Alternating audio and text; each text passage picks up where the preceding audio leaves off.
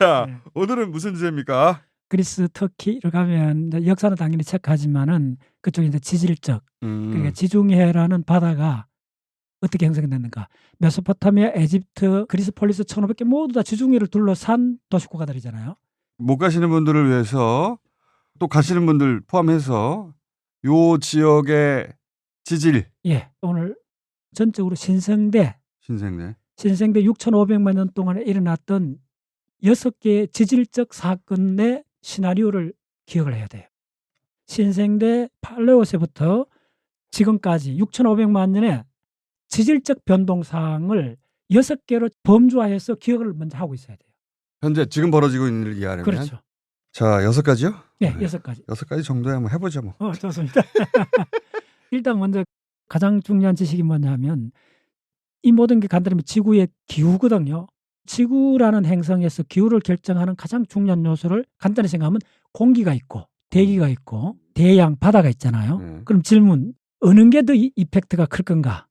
지구의 평균 기온을 결정하는데 바다와 공기, 대기 중에 어느 게 영향이 클 건가를 먼저 알아야 돼요. 그거는 전체 매스, 질량을 알아야 돼요. 대기층이 보통 10km까지 있거든요. 10,000m잖아요. 예. 인천공항에서 이륙 딱 하고 나면 밑에 구름이 딱 깔리는 순간 있죠. 예. 구름이 밑에 전부 다 깔리고 위에는 파란 하늘이 있는 그게 대략 10km입니다. 오케이. 그 10km 밑에를 대륙권이라 그래요. 구름이 있고 하는데 위에 올라가면 맑은 하늘이죠. 예. 적어도 10km까지 덴스한 공기가 있으면 지구 완전히 구체를 덮으면 무게가 대단할 거 아닙니까? 지구 바다는 가장 깊은 데가 4,000m거든요. 지구 표면의 70%가 바다잖아요. 공기 무게나 바닷물 무게나 거의 비슷한 거 아니냐? 대략 뭐 이렇게 유추하죠. 틀렸습니다. 바닷물의 질량이 250배. 공기보다 그렇죠. 물이 무거우니까. 그렇죠. 네. 엄청 무거우니까. 그러면 지구의 기온을 결정하는 것이 2개인데 지금도 우리 북극권의 바람이 불거는 오늘 어마어마하게 추워졌잖아요. 요거는 뭐 하루 만에 바뀌도 있잖아요. 기체로 공기로 들어오니까요. 근데 대양은 해류 탕에서 온도가 바뀌잖아요. 해류 순환 사이클이 대략 1,000년 오답니다.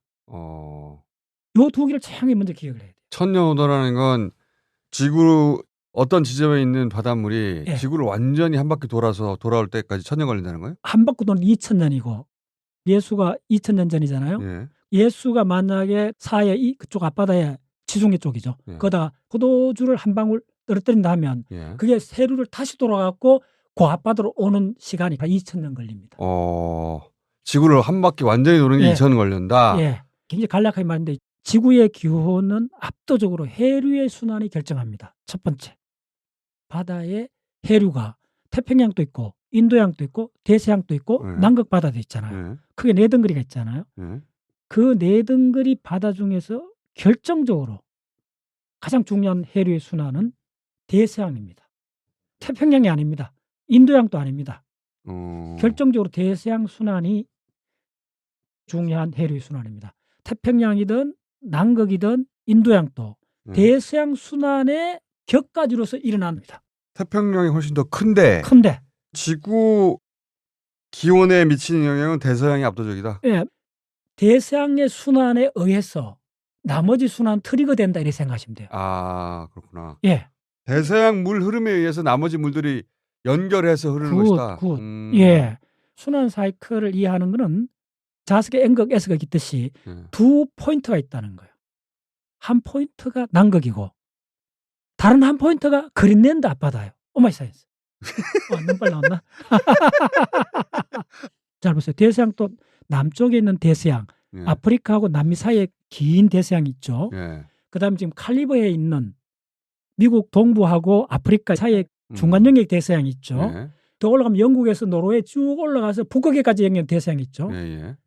지구 기온을 특히 지난 500만 년부터 결정적으로 가장 많이 영향을 끼친 것은 바로 북쪽에 있는 그린랜드 앞바다하고 남극하고 그게 대략 15,000km입니다. 서로 떨어진 게? 그러니까 하나는 남극, 하나는 북극이네요. 간단히 하나 남극, 하나 북극. 그 2포인트 사이로 흐르는 게 바로 대서양 순환율입니다. 그 두 바다 사이로 흐르는 대서양. 다시 요약하면 지구의 기온을 결정하는 것은 공기도 영향이 물론 있는데 해류의 순환이 지구의 기온에 결정적 역할을 하고 해류는 지구에 5개가 있는데 그중에서 압도적으로 중요한 거는 남극하고 북극을 연결하는 해류순환인데 그러면 보세요. 남극하고 북극을 연결하는 선을 끄면 경도에 해당되잖아요. 예. 세로로. 그래서 세로로 되는 걸 여러 가지로 끊을 수 있잖아요. 근데 태평양에도 끊을 수 있잖아요. 호주하고 만약에 알래스카 하면 태평양을 가로지르는 그 선이 되잖아요. 그렇죠. 근데 그 선은 결정적 역할을 하지 않는다는 거예요. 왜 그렇습니까? 바로 그 점을 이해하면 해류순환. 요거 다 이해하면 그때 오마이사이언스 하셔야지. 아 그래. 그린랜드 아파트 나오자마자 오마이사이언스 하시면 어떡합니까? 맞습니다. 박사님. 야, 하실만한 분이. 너무 힘들어요. 오마이사이언스 일찍 나오면. 저하고 2년 넘었잖아요. 이렇게 같이 한 지가. 예. 박자를 어느 정도 맞출 때가 됐는데 좋아요. 빨리 할게요.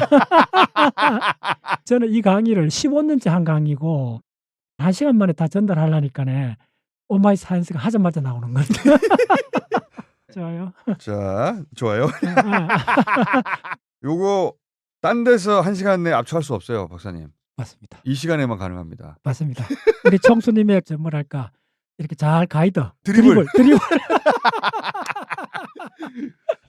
좋아요. 박사님이 새길로 갈 때마다 드리블. 박사님 그로 가시면 안 되고요. 아 그래요. 이거는 원해줍니다. 자, 공기보다 바닷물이 250배 질량이다. 바닷물의 순환은 해류가 전 지구종으로 5개 넘는데 압도적으로 중요한 거는 남극하고 북극해 그린랜드까지 오직 대서양을 타고 내려오는 그 선이 압도적으로 중요하다. 왜 그렇습니까? 머릿속으로 지도를 그려보면 아프리카하고 남미 대륙이 있죠. 거기에 16,000km 떨어져 있습니다. 올라가면 카리브 해하고 멕시코만 있죠. 거기서부터는 북대서양이라고 부릅니다. 그래서 대서양이라는 게 단일 시스템이 아니고 남미하고 아프리카 사이에 있는 남대서양. 그렇죠. 그다음 북대서양. 이게 만들어진 시기가 다릅니다. 북대서양부터 먼저 만들어집니다. 남대서양이 나중에 만들어진. 북대서양은 이제 카리브해 위쪽하고 위쪽, 유럽 대륙하고 유럽하고 그린랜드까지. 그린랜드까지. 굉장히 크죠. 그러니까 지구를 반 나눠 갖고 예. 거의 그 정도로 되는 겁니다. 그 사이 거리가 16,000km. 16,000km. 예. 오늘은 따라가기 쉬운데 아직. 예, 좋아요. 예. 대서양이 언제 생겼나 하면 1억 3천만 년 전에는 없었습니다. 1억 3천. 오마이사이언스. 또 나왔네 그냥. 워낙 중요하니까. 이거는 그냥 강조. 강조. 뭔가 깨달음이 아니라. 네, 그렇죠. 이거는 강조. 오마이사이언스. 예, 맞습니다. 그거는 자 이렇게 생각하세요. 가장 중요한 게 해류가 중요하고 더 깊이 들어가 보면 지구 기온은 이산화탄소 농도가 결정하잖아요. 온실효과 아시죠? 예. 자, 그럼 내가 질문을 해볼게요. 지구상에서 이산화탄소를 방출하는 가장 대규모 현상이 뭘까요? 그거 바다에서 나오는 거였잖아요. 그렇죠. 박사님 하셨어 한번. 맞아요. 육지에서 예. 한라산이든 일본 후지산이든 그건 조석주의입니다. 태평양 밑에도 그런 화산이 10,000개가 있습니다. 아니구나. 그보다 더 대규모로 이산화탄소를 방출하는 거는 대서양 중앙해령에서 방출하는 거예요. 대서양 중앙해령. 작년 3월 달에 24일간 아이슬란드가 있었잖아요. 네. 입에서 4편을 찍는데 한 편이 바로 이 이야기를 갖고 한 편을 찍었어요. 대서양 중앙해령이 바다 밑 거의 3,000m 밑에 15,000km로 남극에서부터 북극까지 연결되어 있습니다. 이거 말씀하신 적 있다. 그렇죠. 3,000m 밑에 대서양 바닥이 갈라졌습니다. 트렌치 구조가 생겼죠. 거기에 마그마가 펄펄펄펄 설사시 넘쳐 올라온 거야. 이렇게 참호처럼 딱 갈라져 있는 거야. 그렇죠. 예. 거기 마그마가 막 올라와. 그렇죠. 그게 수천만 년 진행된다고 생각하시면 되죠. 수천만 년 동안 마그마 올라오는 레이트가 일정하지 않을 겁니까? 처음에는 펄펄 하다가 나중에 점점 줄어들겠죠. 그것이 지구 대기 중에 이산화탄소 농도의 시간적 변화와 관계 있습니다. 바다 밑에서 마그마가 올라오면서 이산화탄소를 대기 중에 뿜은 거죠, 지금. 그렇죠. 밑에 해양판이 갈라지고 해양판이 이동을 하는 거잖아요. 태평양판이 저 남미 대륙 밑으로 들어가잖아요. 대략 1억 년 전부터 계속 들어갔습니다. 들어가면 한 100km 들어가면 녹아요. 그 얘기도 하셨죠. 그렇죠. 그러면 화산이 어마어마하게 생기죠. 안대산 가보면요. 해발 5,000m짜리 산이 60개나 있습니다. 그게 이제 태평양 판이 남미판 밑으로 들어가고 한 100km 정도로 들어가면 거기서 폭발해가지고 마그마가 솟아올라서 그래서 올라가서 그 산맥이 되고. 그렇죠. 그 산맥이 만들어진 데서 화산이 분출하죠. 분출할 때 가스 속에 어마어마한 이산화탄소가 들어있습니다. 거기서 또 이산화탄소 나오고. 대륙이 생긴 거잖아요. 그 버전을 바다 밑이라 생각하시면 돼요. 근데 이거는 규모가 더 큰 거죠. 이런 거.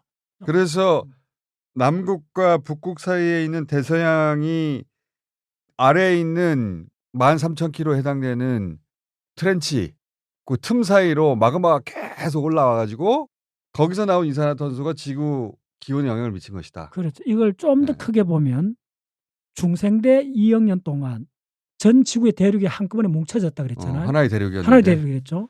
대략 주라기부터 1억 4천만 년부터 지금 5대양 6대주가 됐잖아요.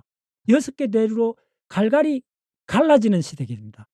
갈라진다는 말은 육지 대륙판이 이동을 하고 해양판이 밑으로 들어가야 되잖아요. 그러면 전 지구적으로 화산활동이 일어납니다. 대륙판이 이동한다는 말은 해양판이 대륙판 밑으로 들어가야 되잖아요. 알프스 산맥, 노키 산맥, 안데스 산맥, 히말라야 산맥, 야들이 신생대에 다 만들어집니다. 어마어마한 화산이 일어나죠.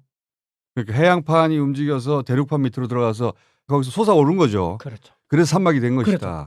중생대 1억 2천만 년 전에 막 피크로 일어났어요. 갈라지면서 마그마가 어마어마하게 대서양 중앙해령부터 일어나기 때문에 이산화탄소가 올라오고 바다에 있는 플랑크톤이 다 죽어버려요. 그 시절에. 이해겠죠. 중생대 2억 년 동안 그게 한 7, 8번 바다 전체가 무산소 상태로 빠져버려요. 플랑크톤이 수명이 한 일주일밖에 안 되거든요. 그럼 일주일 만에 분해가 돼야 돼요. 분해된다는 말을 간단히 말하면 불탄다는 말하고 똑같아요. 불탈 때 산소가 들어가잖아요. 죽어갖고 분해될 때 바닷물에 있는 산소를 다 써버렸다는 거예요. 그래서 바다 전체가 깡그리 무산소 상태가 돼버린 게 중생대 때 한 7, 8번 일어납니다. 그러면 생명이 살 수 없는 물이 되는 말이에요. 그렇죠. 예. 산소가 깡그리 없어지니까. 부영양화 뭐 조사를 하고 환경하는 사람들이 이쪽에 산소가 없어졌다 뭐 BOD 뭐 하잖아요. 떨어져가지고. 예. 그게 바다에서 전 지구적으로 일어났다 생각하시면 돼요. 그러니까 환경 오염으로 BOD 농도가 낮아가지고 생명체가 살 수 없다. 그 상태가 자연적으로 일어나 버린 거예요? 그렇죠. 그러면 대규모 유기체가 죽어갖고 바닥에 쌓이겠죠.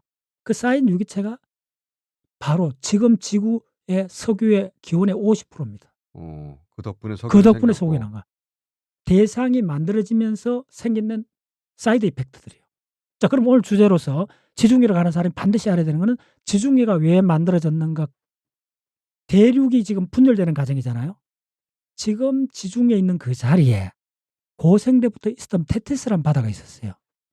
그 바다가 신생대 중간쯤 오면서 아프리카판이 올라가고 1억 년 전에는 유럽은 없었거든요. 유럽이라는 게 이제 지난번에 한번 말씀하셨는데 해수면이 높아가지고 섬처럼 군데군데 그렇죠.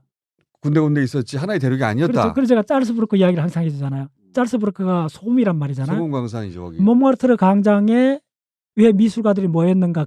파리의 몽마르트르 강장 밑에 어마어마한 석고 광산이 있습니다. 조각상들이 쉽게 만들 수 있겠죠. 석고 산지가 있다면 무조건 이건 옛날 바다 밑이다. 오스트리아의 소금광산으로 유명한 짤스부르크나 또는 파리의 몽마르트 언덕 양쪽 모두 산이나 언덕인데 바다 속에 있었다. 속에 있었다. 그렇죠. 유럽이 그러니까 그때는 섬이었다. 섬이었죠. 아프리카 대륙은 5억 년 전부터 있었습니다. 예. 아프리카가 위로 올라가고 유럽하고 아프리카 충돌합니다. 아프리카가 유럽을 밀어 올린 겁니까? 그게 굉장히 복잡합니다. 간단히 말씀드리면 간단하게 말씀해 주세요. 간단히 말씀해 줄게요. 마테오른 아시죠? 알프스 최고봉 4,400m 이쯤 되잖아요. 스위스에 있는. 스위스. 마테오른 3,000 몇백 메다부터 꼭대기까지는 아프리카 판입니다. 오마이 사이언스. 마테오른 꼭대기가 아프리카 땅입니다. 아프리카가 밀고 올라온 거예요? 예. 마테오른은 스위스 한가운데 있거든요. 예, 놀랍죠. 그러니까 아프리카에서 연결될 땅이 유럽을 치밀고 올라와가지고 거기 솟아오른 거예요, 거기가? 그래서 흔히 이제 지질학자들이 알프스산이 지질학자의 무덤이라 그래요. 그만큼 복잡해요, 그게. 마테오른 꼭대기가 그게 아프리카 땅이라는 거예요? 예, 아프리카 땅입니다. 정확하게. 이거 오마이 사이언스다, 진짜. 예, 거기에 그러면 이제 아프리카하고 유럽이 충돌했다는 건 일단 결정이 됐죠. 네. 자, 그럼 아시아는 어떻게 됐냐면 아시아는 신생대에 와서 서서히 윤곽이 갖춰지는 겁니다. 물론 시베리아 대륙은 고생대부터 있어요. 그 다음에 카자흐스탄이 쪼매는 대륙입니다. 원래 있었고. 지금 우리가 말한 중국, 남중국, 북중국은 중생대 트라이 아이스기 때 결합을 합니다. 좀 큰 섬이었네요, 말하자면. 큰 섬이었어요.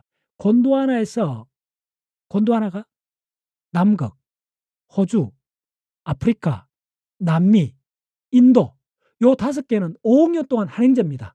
한 덩어리였어요. 항상 한 덩어리였어요. 5억 년 동안은. 예. 남미하고 북미는 기온이 완전히 다릅니다. 북미는 노렌시아 대륙이라 해갖고 원래 유라시아하고 북미가 한 덩어리라고 보시면 됩니다. 남미는 원래 북미하고는 사촌도 아닙니다. 남남입니다. 아하. 남미는 아프리카하고 형제고 북미는 아시아하고 형제다. 아시아하고 형제입니다. 그 중간에 외동 아들이 그린랜드입니다. 그 지도를 머릿속에 딱 떠오르죠. 아무것도 안 떠오르네. 그러니까 지금 우리나라 교육이 태평양 중심으로 가르쳤기 때문에 지질하고 모든 게 어려진 거예요. 반드시 대서양 중심으로 그래야 된다. 박사님 말씀이 맞는 게 우리가 지금까지 봐왔던 것은 한반도가 정 가운데 있는 네. 세계 지도이기 때문에 네. 아프리카 맞은편에 대서양이 있다는 그림 머릿속에 안 그려져요. 안 그려져요. 이것 때문에 우리가 손실이 어마어마합니다. 인문학, 지리학 이런 거 공부하는 걸 지도를 그려보면 콜럼버스의 항해라든지 지리상의 발견 금방 보이는데 네. 우리가 태평양 중심으로 계속 지도를 그리다 보니까 머리에 안 떠올라요. 안 떨어져. 한반도를 가운데 놓으면 지구본 반대편에 있는 거거든요. 예. 예. 그러니까 해양학, 기후학, 지질학 이 모든 게 굉장히 어려워지는 이유가 뭐냐면 태평양 중심으로 하는 사고가 때문에 그렇습니다. 게다가 납작한 지도 있지 않습니까? 예.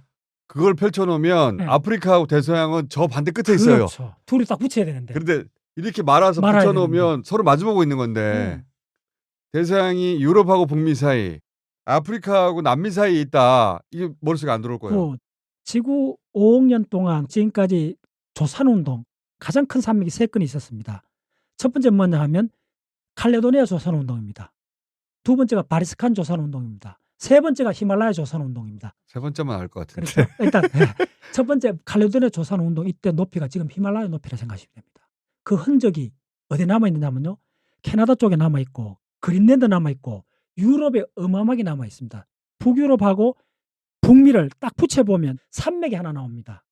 바로 칼레도니아 산맥이라고 하는데 그걸 이해를 못하기 때문에 고생들을 이해를 못합니다. 고생들 이해 안 자, 해도 될 것 두 같은데. 번째는 잠깐 하겠습니다.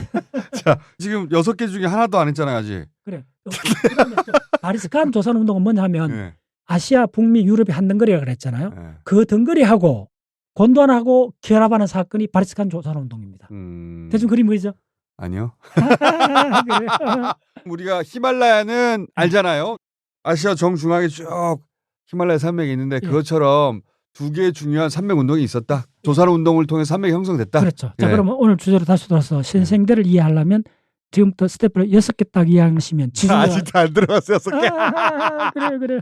박사님 빨리 해주세요, 6개. 자, 첫 번째 신생대 6,500만 년 동안의 큰 사건은